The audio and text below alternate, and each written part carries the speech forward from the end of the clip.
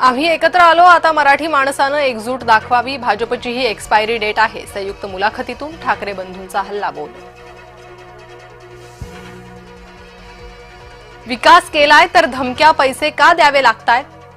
महायुतीत नुरा कुस्ती सुरू आहे. राज ठाकरेंचा हल्लाबोल. दिल्लीवाल्यांना थैल्या मिळतायत तोपर्यंत उप राहतील. शिंदेंचा वापर मराठी मतं फोडण्यासाठी. संयुक्त मुलाखतीतून नाव न घेता एकनाथ शिंदेंवर हल्लाबोल. अंबरनाथ प्रकरणामुळे भाजप ढोंगी असल्याचं समोर आलं. चव्हाणांनी काँग्रेसच्या नगरसेवकांवर ससाण्यासारखी झडप घातली. अंबरनाथ प्रकरणावरून संजय राऊतांचा हल्लाबोल. मुंबई भाजपकडून बंडखोरी करणाऱ्यांचं निलंबन. भाजपकडून 26 जणांचं 6 वर्षांसाठी निलंबन. मुंबईत भाजप विरुद्ध शिवसेना. भाजप कार्यकर्त्यांच्या शिवसेनेविरोधातच घोषणा. 50 खोके एकदम ओके.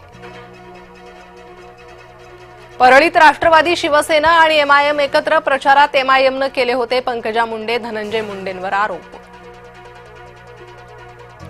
सांगलीच्या सभेमध्ये प्रकाश आंबेडकरांची जीभ घसरली. जाहीर सभेतच पंतप्रधानांची काढली लायकी. रोज खा मटण, भाजपाचे दाबा बटण. अशोक चव्हाणांचा मतदारांना अजब सल्ला. मुख्यमंत्री फडणवीसांच्या आज मुंबईत 4 सभा. वसई, भाईंदर, अंधेरी, चेंबूरमध्ये सभांचं आयोजन. सभेतून मुंबईकरांसाठी काय घोषणा करणार याकडे लक्ष.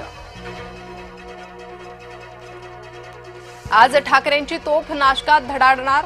सभेसाठी नाशिकमध्ये उबाठा मनसेची जय्यत तयारी.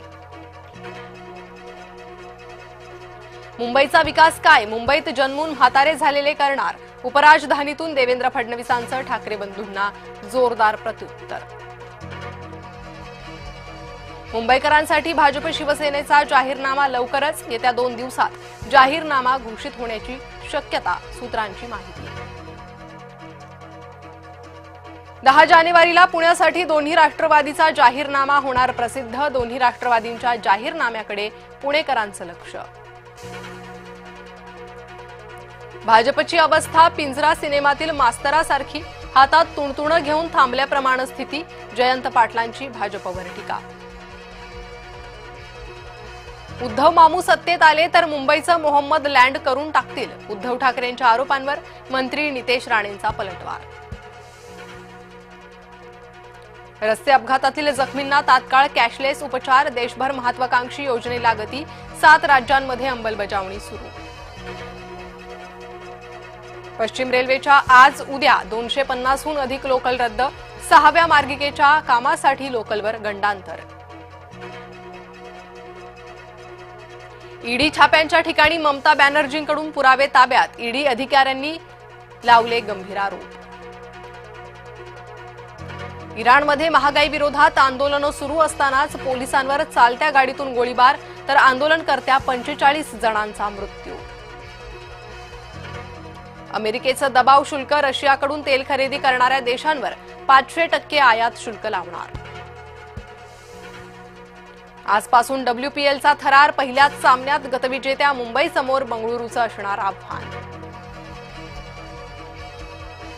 तिलक वर्मावर शस्त्रक्रिया. न्यूझीलंड विरुद्ध 3 T20 सामन्यांना वर्मा मुकण्याची शक्यता.